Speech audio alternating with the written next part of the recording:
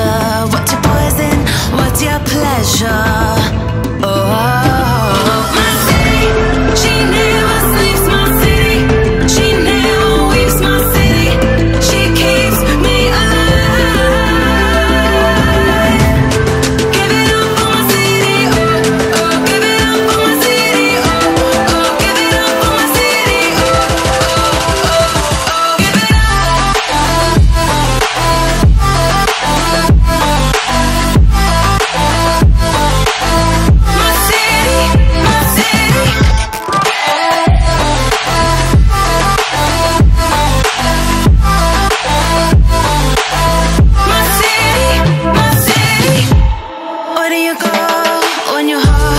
with a fever, when she's cruel, but you won't leave her.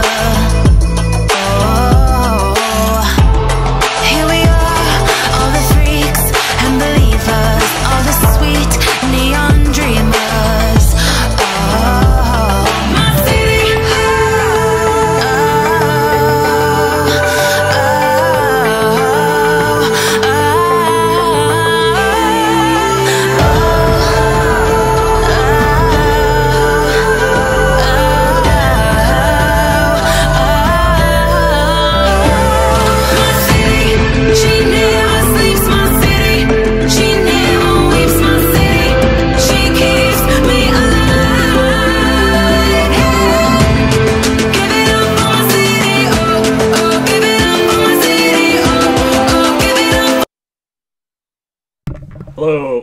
Hello, welcome to Glean Network, and today we're going to be talking about what happened today at WrestleMania. Not WrestleMania. Sorry, Royal Rumble, leading up to WrestleMania. My bad. It's okay. We'll talk about the pre-show. We'll talk about what happened actually during WrestleMania. I did it again. I'm jumping ahead of myself by a couple months. You can tell he's ready Royal for Rumble. He's ready for WrestleMania. Can't you tell? So, he keeps calling off with Rusev, who was U.S. champion, taking on Shinsuke Nakamura. I don't have a lot to say about this match. I actually did not watch this match. Unfortunately, I was out doing something that I had previously committed to. So I did not get to see that match, but I did get to see the end of the other match. So when we talk about that, I will have a little bit to say on that. But they did show a replay, and I did get to see a little bit of what happened, but it wasn't really enough to kind of give me a feel for what actually happened in that match, so I'm going to let my dad take over with what happened there. Overall, I didn't think it was a real good match. It's kind of boring, in my opinion. I'm not a huge Shinsuke Nakamura fan or a Rusev fan, so that probably played into it, but I just felt that it wasn't real exciting. Yeah. Rusev ended up losing the title when Lana stepped up on the ring apron and was yelling at Shinsuke Nakamura, and Rusev tried to, Shinsuke Nakamura walked over to Lana and was like talking to her, and with his back turned to Rusev came in and was going to attack Shinsuke, and Shinsuke moved. Rusev hit Lana, knocked her onto the floor, messed up her ankle, and while he was sitting there talking to her, Rusev was talking to Lana, trying to tell her to get up, asking if she's okay. Shinsuke Nakamura knocked out Rusev and ended up pinning him. And I do believe from watching the little clip that they did show on during the actual pay-per-view, the what's it called? The thing in the corner? I can't think of what it's called right now. The thing in the corner. The thing in the corner. He took the padding off. Yeah, took the padding off the apron. Was going to use that. I think he was probably going to smack Rusev's head into it. So and that would be why Lana got up on ringside and started yelling at Shinsuke Nakamura. And so, yeah, wasn't a super great match, I guess. After the match, they talked about Braun Strowman replacing John Cena. Because of John Cena's injury to his ankle. That, I kind of already, knew about that, so to speak, at the beginning of the week. There was a lot of speculation and talk. I swear that at Raw, they said something about Braun Strowman being in the Royal Rumble. So, I was like, why is this a shock to anybody if he's in the match? Because I feel like they already like kind of decided that he was going to be in the Rumble match. I thought, maybe not, maybe I misheard things, but I thought he was already in the match. Yeah, I thought they'd said something about it too, but maybe I misunderstood. And so anyway, so they had that announcement.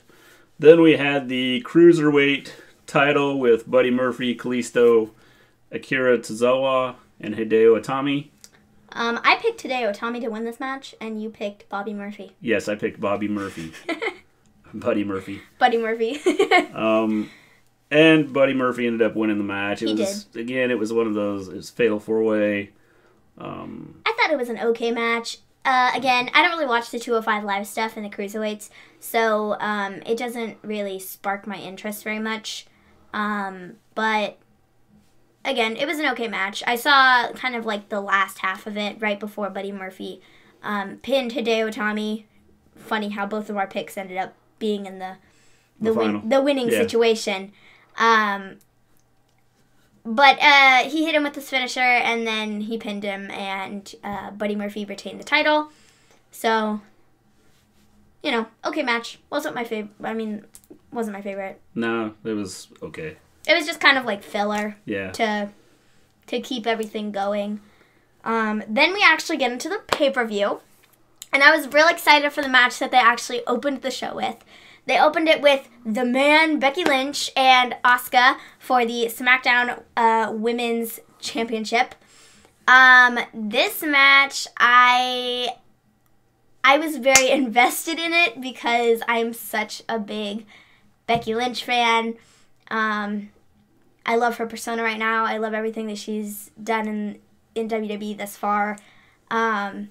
So I was really excited for this match, and there were so many points in time where I was like, oh yeah, she's going to get the title back, and she's going to win, and this is what I wanted, this is what I predicted. And then it'd turn around, and Asuka would get the upper hand. Do you have anything to say about this match before I kind of close it out with what happened? Overall, I thought it wasn't a real good match. Seemed to be kind of boring. There wasn't a lot of action, I didn't think, as far as compared to some other matches. Definitely compared to some other matches that Becky Lynch has had, it didn't have as much action. Well, and there was a lot of close pins. There was a lot of you know, back and forth and things, but it really didn't seem to gel and like make a big match. And I don't know if it's just the styles or what. But I just didn't get the feeling that this was like a huge, big match taking place. So Asuka did end up winning. She put Becky Lynch in like the Asuka lock, but kind of like reformed it, I guess. She kind of bridged up. She pushed up into a bridge, and then she held it, and Becky Lynch ended up tapping. And after that, I was like, what? Like, no, this is not the way this was supposed to go. Becky Lynch was supposed to win the title. And then I kind of started to get some thoughts as to what they might do. And it changed my whole perception of what they were going to do with WrestleMania. I was thinking, Becky... You had a big letdown. Just admit it. I did have a big letdown. It was a big letdown. Because you thought Becky Lynch would win and go into WrestleMania champion. I did. It was a big letdown. I was like, now I'm sad.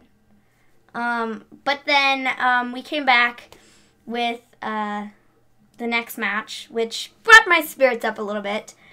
We have The Miz and Shane versus The Bar, Sheamus and Cesaro, for the SmackDown Tag Team Championships. I like this match to a point. Again, it was like a normal, like, Shane McMahon type of match with the big stunts and stuff. Well, like, any match he does is from entertaining. the corners. And he's good at it but as I said back in our preview before a couple days ago, I don't see them staying champions for very long just because of the way Shane McMahon wrestles. Mm-hmm. I think he gets a big pop because it's just the way he wrestles. Yeah. He does a lot of dangerous things and runs the risk of being hurt. So I don't see this tag team championship lasting a real long time. But I loved this match just because of that reason. It was entertaining, even though I knew what was going to happen. I did too. I knew they were going to get the championships because I feel like they're going to lead into something towards WrestleMania where they turn on each other or something like that. Well, and I knew how this match was going to go. I knew there was going to be a lot of high-flying acrobatic stuff out of Shane McMahon, which was going to make it entertaining.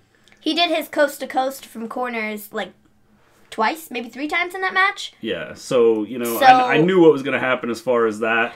And I had a feeling that if they won, that it's not going to last a long time, I don't think. No. I think it may be setting up something where by WrestleMania they've split, and then they'll do at WrestleMania they'll face each other at WrestleMania. The Miz and Shane will face each other at WrestleMania. Yeah, that's what I'm thinking. But we'll see how the storyline goes, and maybe I'll change my thoughts as we get closer to WrestleMania. I'm curious to see what happens on... I always love the Raw and SmackDown after the pay-per-views because then stuff kind of starts to unfold, you know what I mean? Well, you start to get your new storylines leading up to stuff. So I always really like the Raws and SmackDowns, so I'm excited to see what that is. So yeah, like my dad said, Miz and Shane are the new champs. They're the new SmackDown Tag Team Champions. Great match. Thought it was super, super entertaining. Curious to see what they do next with their storyline and how that goes leading up to WrestleMania. So, the next match we have is Sasha Banks versus Ronda Rousey for the Raw Women's Championship. This match was I feel like just a regular kind of Ronda Rousey match. Where she kind of dominated and then she kind of got beat up a bit and you started to wonder, well, there was a point in time in the match where I was kind of where Sasha Banks had her in a submission hold and I was like, this is going to be a big upset if she loses via tap out because that's what she does to other people. So, I think it was just kind of a typical Ronda Rousey match.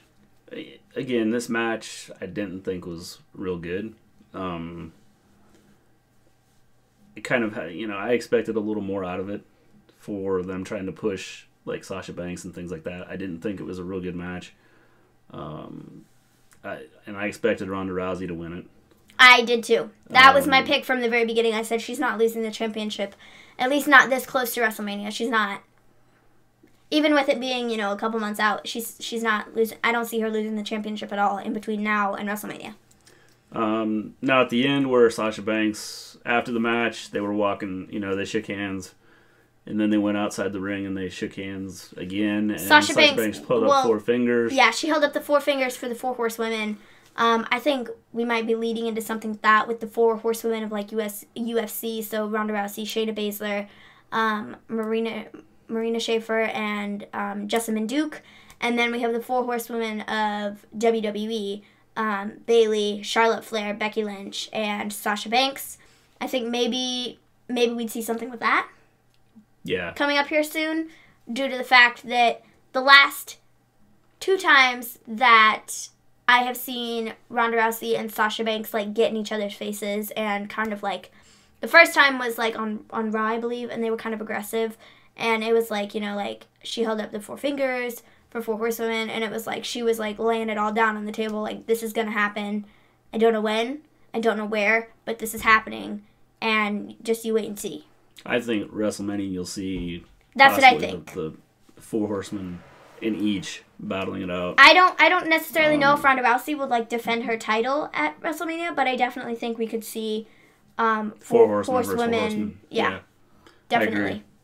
I definitely see that happening very soon in the future. All right, so that leads into the Women's Royal Rumble match. Oh, this match.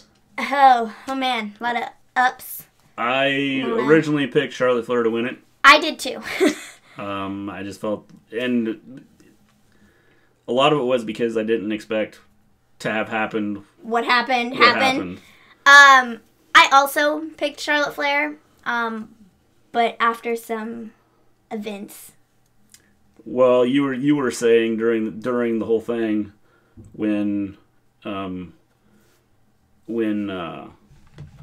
Lana had got hurt you were talking about how Sasha. You even stated before anything happened, you were like, "Oh, Sasha Banks is going to enter the Sasha Banks. Not Sasha excuse Banks. me, Becky Lynch is going to enter the match in place of I said that. of Lana. Well, that's what I said. I said that happened at the beginning of the pre-show, and when I saw that, I was like, you know, Becky Lynch should go in for Lana's place. And then after the Asuka and Becky Lynch match, I was like, dude, Becky Lynch should go in Lana's place. She didn't win the championship.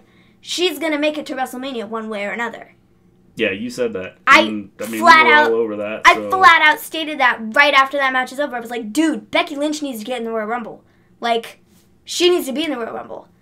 So then we get through the whole list of competitors, and Lana was coming out at number 28. 20, Yeah, she was 28. number 28. She was number 28, and she started to walk down the ramp, but she was like hobbling really bad because, you know, she injured her ankle and she couldn't walk. But she was like, you know, I want to go and I want to do the Rumble, and I was like, no way. Becky Lynch, let's go. Get her out here. So after a few minutes of flashing back from being in the ring with what was going on in there, and then being outside the ring with, you know, Lana trying to hobble down to the ring, Lana was like, she just like fell over. And by that point I was like, this is happening. Becky Lynch is going to come and enter the Rumble at number 28. And then she came out and she talked to one of the, like, the story guys or, like, producer guys. His Fit Finley, he used to be a wrestler, and now he works backstage. She was like, put me in the match. Put me in the match. You obviously see she can't wrestle. Like, this is not happening. Put me in. Somebody needs to take her spot. Put me in. And then he was like, fine, go ahead. And then... So she goes in and ends up winning She the does. Royal Rumble. She ends up winning. Here, you know... Oh, I'm so excited. I thought she took a hit when she took on Asuka of being the man. Kind of the image that she was trying to create took a hit not because she got beat by Asuka, but because when you're the man, you probably shouldn't be tapping out. Just like with, well, I was watching back at one of the Becky Lynch Chronicle things on WWE Network, and she was talking about, you know, one day I got this idea for the man persona, and, you know, I was thinking about, like, Ric Flair and stuff, and he is, to be the man, you gotta beat the man. And I was talking to Mick Foley one day, and I was like, you know, I want to be the man. And he was like, do it. And so she did. And she brought it up to creative, and they thought it was a great idea, and then the man was born. So definitely that type of scenario with Ric Flair. Well, I love to be the man, you gotta beat the man. I love her whole persona and everything. I do. I love it so much. Again, the issue I have with all of this was... She didn't win the Asuka match. And she tapped out. The way she quit. Yeah. And so that's kind of, you know, if you're trying to prevent this image of being the man, then you shouldn't be... if you're going to lose being pinned or counted out or something else, but don't lose by tapping out. Mm-hmm. And so I think the man image kind of took a hit there. Yeah. A couple other storylines I think that are going to take place from just watching this Rumble. I think Lacey Evans is going to get a big push. I don't know who she's going to face or anything like that. There's a lot of her and Charlotte Flair. Definitely, and they're staring at, and maybe what they'll do with them is with the tag team, looking to do women's tag team titles. Maybe they'll put them together as a tag team and have them team up and go for the tag team championships. The other storyline that I got, the Ruby Riott. Yes. Do you want to talk about it, or do you want me to? So another thing that my dad talked about was the Riot Squad. Both Liv Morgan and Sarah Logan were eliminated pretty quickly in their matches, in the Rumble. Liv Morgan came in at number 4, and Sarah Logan came in at number 12. He went after Kairi Sane, who was, by the way, somebody else come out, and then after that we had Io Shirai come out, which, yet again, another one of my predictions for who was going to be in it. And Io Shirai kind of helped Ruby Riott was. So what my dad was saying was maybe with everything. Well, it was kind of combining with like the tag team championships that are coming up, having like the Riot Squad and Io Shirai and Kairi Sane kind of do that. But then he also thought about bringing Asuka into the mix, and then having the three like Japan like. Yeah, the three Japanese wrestlers fighting with the Riot Squad. Yeah, which I think that's actually not a bad idea. Like, that could start a storyline that would be pretty cool. Yeah. So, yeah, outside of that, Becky Lynch is going to go to the WrestleMania, is going to fight somebody. And that was the big take from the Royal Rumble match, and we'll see where storylines go from there based on what we saw tonight. For like people that we weren't expecting to be in the Women's Royal Rumble, the ones that ended up being in there were Xia Li. Yeah, from China. She was on Mae Young Classic, and she ended up entering the Royal Rumble. And then we had Kairi Sane and Io Shirai, which I was super excited to see them. I think they might be getting a push to go up to the main roster, maybe. I think it's possible. Because they are very good at what they do, and I definitely could see them coming up to main roster. Rhea Ripley was another one that I said she's going to be in the Rumble. It was either Toni Storm or Rhea Ripley, and because Rhea Ripley just lost her championship and Toni Storm is the new NXT Women's Champion, it ended up being Rhea Ripley. And you were like, geez, she's like big. She's really tall. And she's like pretty muscular for some of those other women that are in the ring. I could see her making a move up to one of the main rosters. And wrestling at the main roster. Definitely. Them creating a storyline somehow with her. Yeah. And then the other ones that we had Candice LeRae from NXT and Casey Catanzaro. I think that's how you say her last name. Catanzaro. Yeah. I feel like she's pretty athletic. She is very athletic. Very athletic. Not very big, but she's pretty athletic. And then Maria Kanellis was the other one that they had enter. And that one was meh. She was okay. Yeah. Definitely wasn't like my favorite in the Rumble, but definitely Becky Lynch winning was one of like my highlights, I guess, of the evening, because like it wasn't something that people were expecting, because they were expecting her to win the championship. Yes. So now we lead into AJ Styles versus Daniel Bryan for the WWE Championship. This match was not very good. I didn't like it very much. Well, I don't think... if I'm thinking of champions, I want Big Pop, and I don't get... Daniel Bryan does good at talking, but he's not real big, so trying to push him over as being like, the WWE champion, I think is tough to follow. And AJ Styles, again, is not real big. So it's hard to really picture them as being... Of course, I come from an era where Hulk Hogan and you had some big guys that were Macho champions Man, and things Savage, like that that were not only good with the mic, and they may not have been as athletic as some of these guys are now, but they were big, and you would look at them and go, okay, this guy could. This guy is for sure like a champion material. Yeah, and a lot of being a champion is being able to talk and things like that, and just Daniel Bryan, he does a good job talking.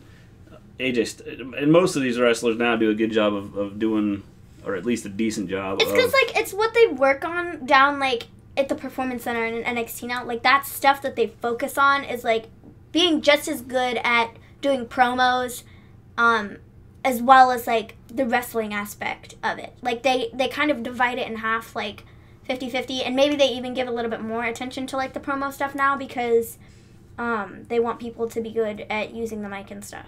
Well, and you don't necessarily have to be good at the mic. I mean, there were some, wrestlers in the past that haven't been good on the mic that had like a manager or somebody taking their place and doing the talking for them. Paul Heyman. But their look and things like that said, hey, this person means business and they're going to be tough to beat. So, anyway, this match, I wasn't impressed with it. I wasn't either. It seemed to like drag on, in my opinion, for a long time. I feel like I was sitting there for a championship. long It just time. was not there. It wasn't at the level I thought it should be. Daniel Bryan ended up winning. with the help of Eric Rowan. Now, Which was a twist. Here's ending. the storyline that I said this the other day. I talked about when in our preview. I talked about having the Wyatt family in some form get back together, and then I could see Daniel Bryan getting a push over in that situation where he has these big guys that are working with him and helping him out. Yeah. And creating this storyline. Yeah. So, seeing Eric Rowan come out there, I was like, look, this is the storyline I said they had to push. I was like, no, you're kidding, right? Like, why are you always right? And then I said to him, you should go be a story writer for WWE. Because, you already have all the storylines planned out. So, well, you definitely called that one. And I was waiting for Bray Wyatt to show up in the Rumble. Well, the whole idea, was this whole new Daniel Bryan thing and how he's had a thought process and all this stuff. I knew he had to go back to he had to use a different style. And if they do go with the Wyatt family, I don't think it'll be as dark as it was. Mm-mm. I think it'll be more of, it just won't be as dark as it was. I mean, because they were a dark group. They were like a really dark group. And I find it very funny that all while this is happening on television and on WWE, that everything that happened with Bray Wyatt, where he deleted all of his stuff on Twitter and talked about new man and this, that, and the other thing, I find it very funny that all of this happened at the same time. Well, and that's something else that may lead to them going back together as being the Wyatt family. Which is, yeah. And I find it very odd. With Daniel Bryan kind of being the leader now as the Wyatt family. Yeah. I find it very interesting that it all happened kind of at the same time. But yeah, it wasn't a very good match, honestly. I almost saw if we didn't have Eric Rowan to come in and kind of save Daniel Bryan's butt, I almost feel like AJ Styles might have potentially won that match because he was on the verge of winning. So I think if Eric Rowan hadn't come in when he did and gotten into the ring and taken out AJ Styles when he did, I don't know if Daniel Bryan would have won would have retained the championship. Yes. So that leads us to the Universal Championship, Brock Lesnar versus Finn Balor. I said the other day, the only way Finn Balor wins this match is if he comes out as the Demon King. I will say, I have never, ever, in the last 5 or 6 years that I have been watching Brock Lesnar, I have never seen him get the crap kicked out of him like he did tonight from Finn Balor. I've never seen anybody do that at all, ever, to Brock Lesnar. Actually physically get him down, even when he was facing Roman Reigns. Never. He would never, be I need to, stop for a second and, regroup because I don't know what I'm going to do. I have never seen him in that state before. Ever. Yeah, and, I can see that. I mean, the match pretty much, outside of Finn Balor beating him up, it pretty much went the way I thought it would go. Yeah. Now, if they create this storyline, Brock Lesnar ended up attacking Finn Balor at the end of the match after the match is over. After you got Finn Balor to tap out on a quick tap out. If they do this right, they could do this David versus Goliath thing, but I think you have to bring Finn Balor back as the Demon King to make it really work. Because just because of the size of the two, I think having the Demon King in there, persona in there, would make things more believable because you have this godly character going out and trying to win the title rather than just Finn Balor. Yeah. If that makes sense. This match, like my dad said, pretty much went the way we both thought it was going to go, with Finn Balor ending up not winning the championship. I feel like it did go on a little bit longer than I thought it was going to. It was still a pretty short match, but I thought it was going to be over pretty quickly. Brock Lesnar was going to get in the ring. He was going to, suplex him across the ring, 5 times, and then, F5 him, and it was going to be done. So, maybe, a 10-minute match. I thought it was going to be that, but it did drag on a little bit longer due to the fact that Finn Balor was putting up such a fight. Yeah, it was. I mean, overall, it was an entertaining match for a Brock Lesnar Lesnar match. I thought it was an entertaining match Because normally it's just Brock Lesnar. Okay, let's see how many times I can suplex you across the ring. How many times can I F5 you when you kick out? And we'll see. Maybe I'll put a submission on you. Maybe you'll tap out. Maybe I'll pin you. Well, that's like a normal Brock Lesnar match, like with any other guy I've ever seen. And since I've just got back into starting to watch some wrestling, since you wanted to do some of these shows and do some of this, I know enough about Brock Lesnar and seen some of his matches that and stuff I've been kind of watching since I started watching some of the WWE Network stuff. And that's not like promotion or anything like that because we don't get paid. But if you get a chance, get the WWE Network because it is good. That's where we watch the pay-per-view. You get your pay-per-views for pretty cheap, $10 a month. So and then you get all the extra stuff. Yeah. Anyway, Brock Lesnar, from what I've seen, his matches are he'll just beat up somebody up and it's over. Yeah. Tonight, I thought it was kind of entertaining with Finn Balor, getting the best of him. I didn't like the way it ended. No.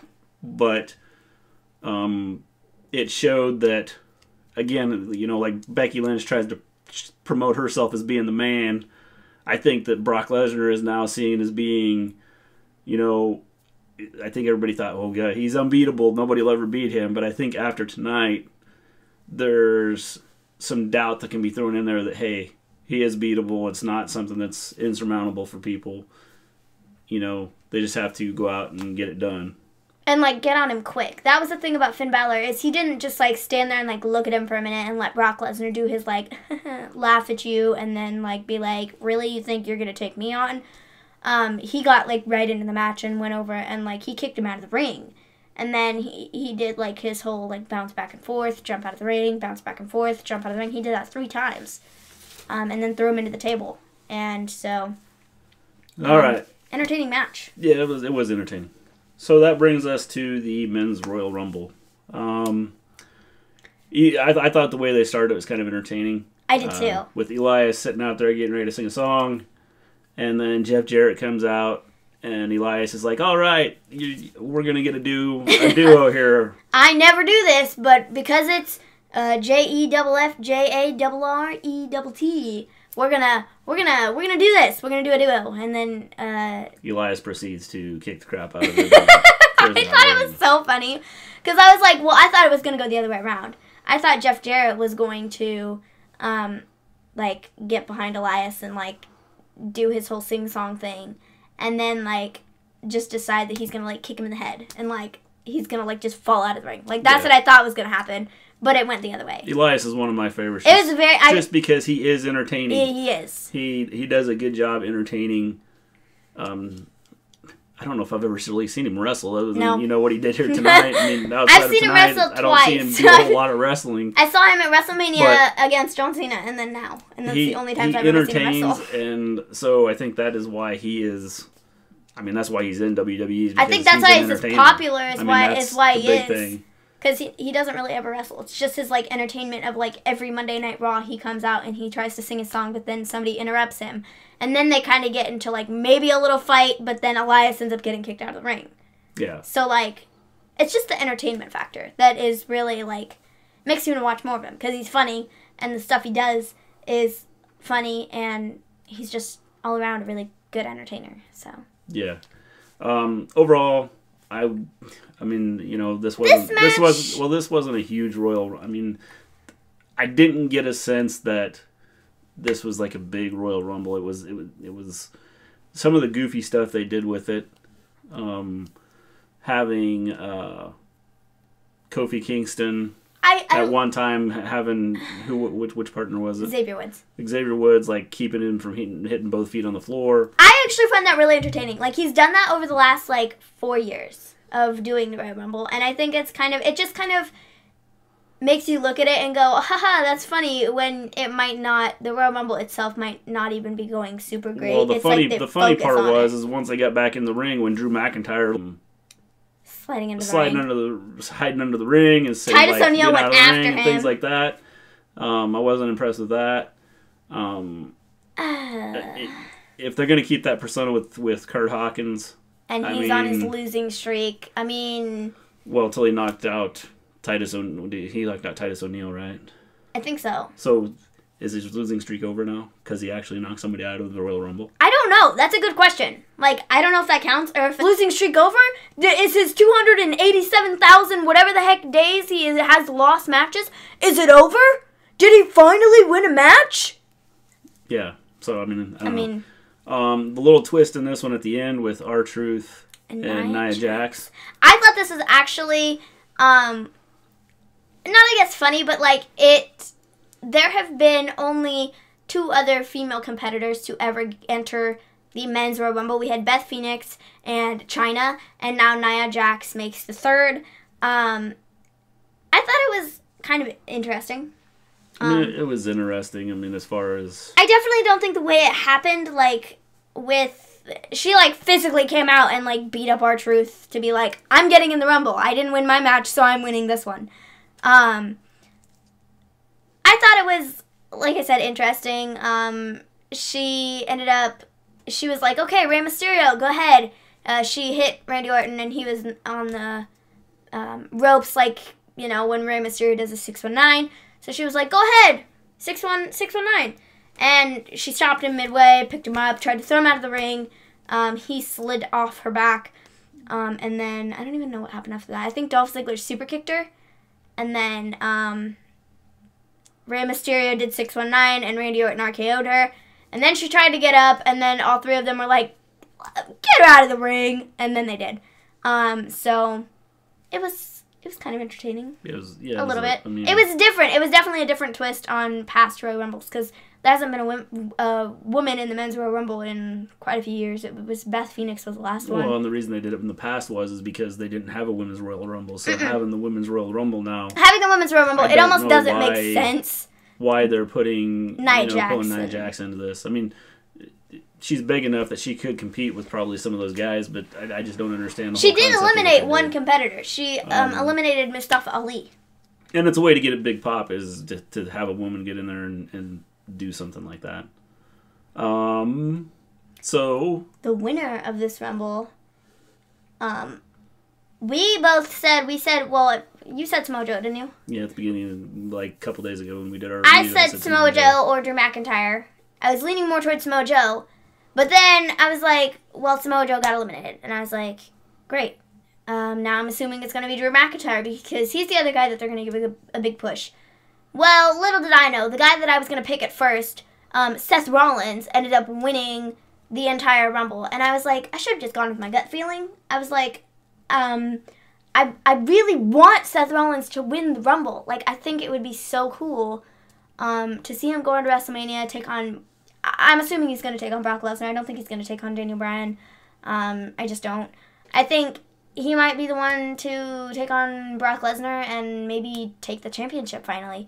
A lot depends on where they go with these storylines. I mean, that's the big thing right now. I don't think that WWE has really good storylines right now, and they need to change some stuff up. Mhm. Overall, for this pay-per-view, I would say probably maybe a C minus, Yeah. D plus. D. I wasn't real impressed with it. There were some entertaining spots, but overall, I wasn't like, wow, this is like awesome, like huge, entertaining pay-per-view. So I'm hoping that they change up some of their storylines and make some of this stuff more interesting and make it more. The thing I think they did in the past is at times there was stuff that was totally unpredictable that was like realistic. Like this Nia Jax thing coming in, nobody thought she would ever win. Had a shot at winning when she entered. No.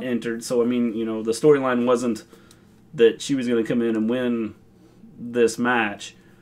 So it wasn't like a believable thing. In the past they've done storylines out of the blue. I think doing the demon, putting Finn Balor as a demon tonight would have like really got a huge push, and people would have went crazy, and it would have been something different, and everybody would have went, wow, Finn Balor has a chance now against Brock Lesnar because he's now the Demon King, and there's some immortal thing that's helping him, and he's going to have a shot at winning this championship. Yeah.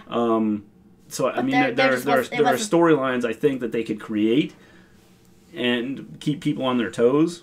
Yeah. And I don't expect them to, every night have like top notch type performances and storylines. They gotta build up to this, and so right now they have an opportunity to start building up with things the way they are. I think that you thinking back when WCW a long time ago, when WCW started to get their push and started to have a lot of the WWE guys going down to WCW, they were creating storylines initially that seemed believable and were realistic, which is why WCW started to get over on WWE. Mm-hmm. And with AEW starting out and having some big names that signed and ready to go, I think that they have a shot. Now the issue with AEW is they don't start for another 4 months, so who knows where they're going to go? Who knows who else are going to get signed or any of those things? But AEW or any other promotion that were to start now and tried to go big would have a shot to come in and compete against WWE, just because I think the storylines right now are not there. And in professional wrestling, part of Like the whole spiel is... part of the spiel is having the storylines and using those storylines to create entertainment for people. Mm-hmm. It's like any other TV show or... Yeah, it's what Like, it is. I if mean, it- it's a TV if show. It's a if- movie. If you go to a movie and you watch it and the storyline's terrible, you're going to sit there and go, this is a terrible movie. I don't want to see anything like this again. So, and the one thing about WWE is they can build these storylines over time and make them interesting. And I don't think right now, looking at what I've seen over the last, week and a half to 2 weeks that I've been really started watching this again, Mm-hmm. I don't see the storylines there. Now they got a chance to start off fresh. Now that the Rumble's over, getting ready to lead up to their next WrestleMania. pay-per-view, Mm-hmm. Elimination Chamber is next. and it all leads up to WrestleMania in a couple months. I think they have a shot at creating their storylines and trying to get a big push in trying to get fans to be entertained in these matches. I was sitting there watching the program tonight, and the fans just didn't seem to get into it. No. I mean, you watch them and they're sitting down and it's like they're just sitting there. There's really no reaction from the fans. I feel like there were, like, some points in time where the fans were like, woo, but, like, the AJ Styles and Daniel Bryan match, the fans were like, it was like silence. Like, there was nothing there. I think even for, like, the Men's Royal Rumble, unless it was somebody that people weren't expecting, like Johnny Gargano, he came and did the Rumble, or, like, Aleister Black, or Pete Dunne. I always say his last name wrong. Pete Dunne. People weren't expecting them to be in the Rumble, so they got more excited for those things. But, like, with somebody like, Big E or Rey Mysterio or, any other guy that's on the roster right now, people are like, they're like, okay, Well, I think some of the issue is right now is you could almost predict what's going to happen and who's going to be your winners and who's going to be in, who's going to go on and be your champions. Because and things like everything that. I mean, they're doing is exactly the same as what they did before. It's repeat and it's rinse and repeat. Like with everything with not Brock changing Lesnar. anything. Brock Lesnar's going to win because that's what Brock Lesnar does. That's what he's done over the last, 2 years. He's been champion, and he continuously, he wins. And then he disappears. And then he shows up for a couple times, and then he, wins. He never loses. He's never had somebody who's put up a good enough fight to, lose. Yeah. So I'm hoping that they start to create some storylines here with some of this. They have the opportunity now to get on top of this. Because if they don't, and this new wrestling organization that's coming up, if they start to create some storylines that are interesting and creative, then they're going to find that they're going to start to lose viewers, just like they did when WCW was around. Yeah. Now WCW ended up blowing it because they went clear off the deep end on their storylines and went stupid with what they were doing, which is why WWE ended up pulling away and kind of basically destroying WCW. But if I think that, and I don't think that the new organization is going to compete with WWE, but I think they can pull some fans away from it that would normally watch WWE and really be interested in WWE Yeah. just based on storylines. And so we'll see what happens. So I'm hoping that they create some of these storylines that are entertaining and start building them starting tomorrow with Raw. I'm hoping they start to build some of these storylines. Anyway, that'll do it for our stream today. We will be back tomorrow to talk about Raw. Super excited. I'm really excited to see what they do on Raw. I'm really excited to see if anybody who happened to be in the Rumble, like such as Io Shirai and Kairi Sane and some of like the NXT people that we kind of speculated as to who might come up if they show up in the coming weeks. So I'm excited to see how that goes. Yes. Give us, if you like what you see, give us some thumbs up or a thumb up. Thumbs or Thumbs more. up. If you don't like what you see, give us a thumbs down. Either way, let us know what you think of our shows. That way we can fix it. Let us know what you like, and we'll just continue to do that. Make sure you subscribe Yeah. to us. So then you know when we do our streams. No, it's Yes, normal streams during the week are Mondays for Monday Night Raw, Tuesdays for SmackDown, and Wednesday for NXT. NXT. And then when there's pay-per-views, we do pay-per-views. Yes. So, anyway, I guess we'll see you later. Peace out. Bye, guys.